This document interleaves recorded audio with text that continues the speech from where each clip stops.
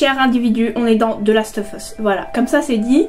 Saviez-vous que le cordyceps existait réellement? Il existe bel et bien dans la réalité. Il transforme certains êtres vivants morts vivants. Et non, ce n'est vraiment pas une blague. Alors, dans cette vidéo, laissez-moi vous parler du cordyceps. Bienvenue dans cette nouvelle vidéo. Je vais vous expliquer quelque chose que j'ai découvert incroyable. The Last of Us, c'est un jeu très connu. C'est carrément devenu une série. Le jeu est incroyable, les graphismes sont incroyables. C'est un jeu apocalyptique. Il y a des zombies et ces zombies sont affectés par un champignon. Ce sont des humains qui sont affectés par un champignon qui va les transformer en morts vivants.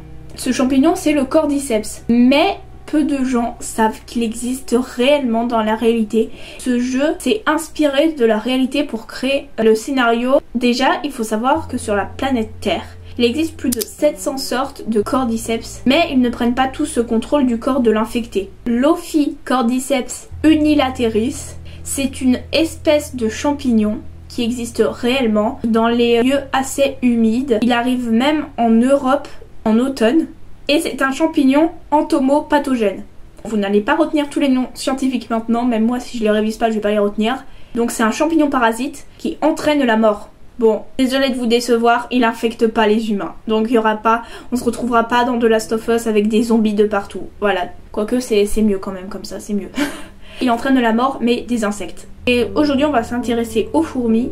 Donc le cordyceps a été découvert en 1859 par Alfred Russel Wallace. Bon, ça sert à rien de retenir toutes les dates, tous les noms, mais bon, je voulais un peu contextualiser le truc. Donc c'est un champignon qui va infecter des insectes, notamment les fourmis. Ce qui est incroyable, c'est qu'il va vraiment la forcer à quitter son nid pour aller dans des milieux plus humides comme les sols, les feuilles en décomposition, vous voyez le truc. Et ensuite, la fourmi est totalement contrôlée comme dans The Last of Us. Elle n'est plus libre de ses mouvements, c'est le champignon qui la contrôle et ça c'est incroyable. Elle se transforme en zombie. Vraiment, littéralement, c'est un zombie. Donc les zombies existent bel et bien dans la réalité. Et en fait, ce champignon, il va s'emparer de son corps en s'installant dans le système nerveux de la fourmi. Ce qui est encore plus incroyable, c'est que le mécanisme de contrôle du cordyceps, il n'est pas encore compris. On ne sait pas comment ça fonctionne. Les scientifiques, ils n'ont pas encore compris ça.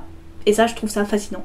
Parce que oui, c'est à cause du champignon et tout, mais on ne sait pas comment c'est possible qu'un champignon prenne possession du corps d'un autre être vivant. Au bout de 4 à 10 jours, elle va bloquer la fourmi encore vivante, donc ça c'est horrible, en passant par ses mandibules et en s'attachant jusqu'à une feuille. Heureusement que ça concerne pas encore les humains. Pas encore. Ensuite, le cordyceps, donc exactement comme dans The Last of Us, va sortir par la tête de la fourmi et va la faire bio. Éclaté. Ensuite, il y a un strip qui va pousser hors de la tête de la fourmi. Donc ça fait vraiment penser à The Last of Us. Je vais vous mettre des images avec le champignon qui sort par la tête, exactement pareil comme ça. Et du coup, ce strip va libérer des spores pour contaminer les autres fourmis.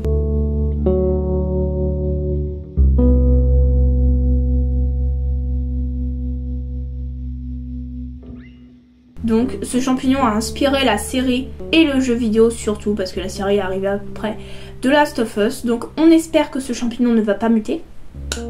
Mais bon, je vais vous expliquer après pourquoi il pourrait muter et pourquoi il ne pourrait pas. Vous verrez, c'est encore très intéressant. Donc même si le cordyceps ne peut pas infecter les humains, il existe bel et bien pour les fourmis et les insectes. Il n'existe pas à notre échelle, mais il existe quand même pour une certaine population d'êtres vivants sur la planète Terre. Pour que le cordyceps puisse s'installer chez les humains et nous transformer littéralement en zombies, il devrait muter. Donc on n'est pas si loin de la fiction. Mais pour l'instant, il ne peut pas infecter les humains pour plusieurs raisons. Premièrement, donc oui, c'est quand même rassurant, la température du corps humain, comme vous le savez, est à 37 degrés. Donc c'est une température trop élevée pour eux, il faut qu'il fasse plus frais pour qu'ils puissent se développer. Le cordyceps, c'est quand même un champignon faible génétiquement, donc au bout de 3 infections, ça ferait quand même 3 zombies humains, et bah il mourrait, il pourrait plus muter. Et encore un autre petit truc rassurant, le cordyceps il est faible génétiquement. Donc il va infecter que les insectes avec un système immunitaire déjà faible. Donc des insectes en mauvaise santé ou qui sont proches de la mort, vous voyez. Et pour l'instant, il n'a jamais muté. Ça fait 48 millions d'années qu'il existe. et il n'a jamais contourné aucun système immunitaire. Donc pour l'instant, c'est rassurant. Même si le cordyceps n'infecte pas les humains, il existe d'autres champignons vraiment pathogènes et dangereux, toxiques, voire mortels pour les humains. Par exemple, il y a le Aspergillus, ouais ça fait penser à asperge, qui infecte les humains et s'attaque aux poumons. Mais là, on se transforme toujours pas en zombie. Et il existe d'autres types de cordyceps, parce que j'ai dit qu'il en existait plus de 700 espèces. Il existe par exemple le cordyceps des Cinclari qui s'attaque aux nymphes des cigales. Donc vous savez ce que c'est une nymphe, l'état des jeunes cigales. Et ce qui est incroyable, c'est qu'au début de cette vidéo, on avait peur du cordyceps. On avait peur qu'il infecte les humains. Mais sachez qu'il est utilisé pour ses bienfaits chez les humains. Par exemple, en Chine, au temps des empereurs, il valait très cher et il était offert à l'élite impériale. Imaginez du trafic de cordyceps. Et autre truc, c'est pas sûr, mais lors des Jeux Olympiques à Pékin en 2008, il y aurait eu une polémique comme quoi certains joueurs auraient été dopés au cordyceps. Bon après c'est pas sûr, on sait pas s'il y a vraiment des effets de dopage, mais voilà, il y a eu des polémiques là-dessus. Le cordyceps existe en complément alimentaire, ça veut dire que vous pouvez en acheter sur internet du cordyceps, car il aurait des propriétés anti-inflammatoires et il est utilisé en prévention des maladies cardiovasculaires et neurodégénératives. Finalement, il nous transforme pas en zombies, ça va. Mais pour conclure, le scénario de The Last of Us existe réellement dans la nature. Le cordyceps infecte les insectes, prend le contrôle de leur corps, les transforme en zombies pour favoriser sa reproduction.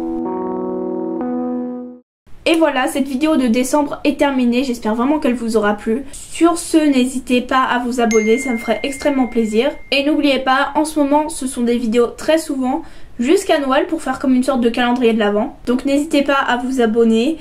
Vous aurez des super vidéos de qualité super souvent, le soir tranquille, vous pourrez chill en regardant des vidéos. N'oubliez pas de commenter, ça fait toujours plaisir et je réponds toujours aux commentaires. Alors sur ce, je vous dis au revoir et à extrêmement bientôt pour une prochaine vidéo.